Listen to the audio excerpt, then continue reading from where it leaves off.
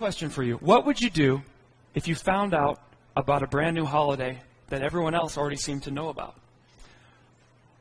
What if, as an adult, your parents sat you down and told you about Christmas for the very first time? You'd be pretty upset, wouldn't you? Well, that's what happened to me, and it led to me eventually becoming homeless. Thought I would tell you about that today.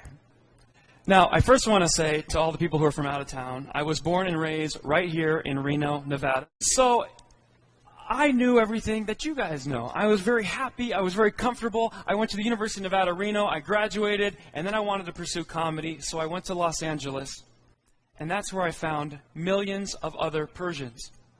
And they accepted me, but I didn't know anything about it. I had to learn about my culture in my mid-20s. There were now stereotypes I had to fit into. I never had stereotypes. I'd always been regular white, but now I had some cool stuff. Like Persians are known for expensive clothing, Mercedes-Benz. I was happy to be in Los Angeles. I was doing a lot of stand-up comedy shows. Persians kept inviting me to do their private events. And one of my buddies said, hey, what are you planning on doing this year for New Year? I said, well, it's March. I think we have 9 months to plan.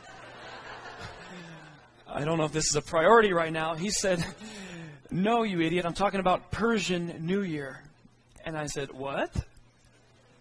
He said, you don't know about this holiday? And I didn't. Turns out Persian New Year is like the greatest hits of all holidays. It's Thanksgiving, Christmas, Easter, all rolled into one.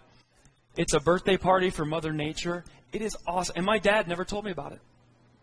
I was pretty upset. I felt like he owed me about 25 years of back holiday child support. Kids get gifts, they get candy, they get new clothes. I experienced none of it. But instead of getting mad, I decided to go learn about Persian New Year.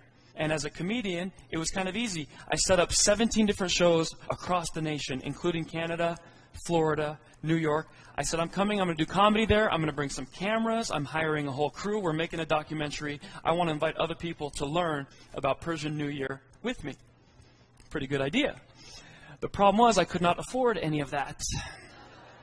So I had to make the ultimate sacrifice, which I was recently told is dying in battle. I did not do that.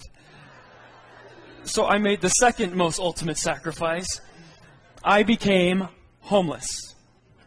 I figured that would help my production budget, so I packed everything into a little storage shed. I stayed with friends and family when I needed to, but my life was going to be on the road for the next 6 to 9 months. That is how I got a bigger budget to hire a cameraman, the crew, the editing, the software, and I was going to make the movie.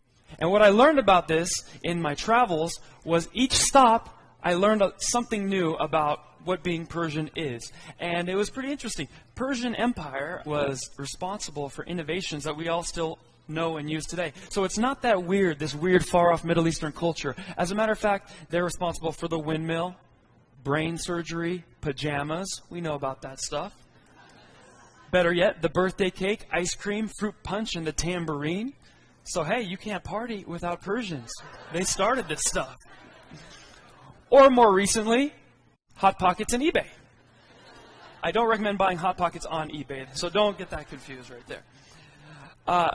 It was actually fascinating, and that's just the stuff about the culture. But what I learned about the holiday was even more interesting. The holiday is celebrated by over 300 million people worldwide.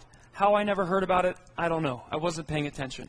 Barack Obama, George Bush, they've all addressed it each year in a presidential speech. And more importantly, the little facets of the holiday are stuff that are not that uncommon to us today.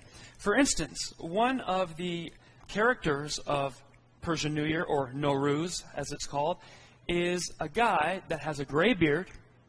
He brings candy and gifts to the children that behave. His name is Amu Nowruz, or Uncle New Year. Does that sound like anyone we kind of already know? Well, that's Amu Nowruz, and, well, that's the guy we're familiar with, Old Saint Nick. So if this was Us Weekly magazine, we'd say, who wore it best? I don't know who wore it best, but I do know who wore it first. Amu Nowruz predates Santa Claus by 3,000 years. The next thing you'll find when you go to a Persian New Year event is grass on a table when you walk in, and then painted egg next to the grass. The grass represents rebirth. The painted egg represents fertility of the spring new year. Does that sound like anything we might have heard of? Yeah, Easter.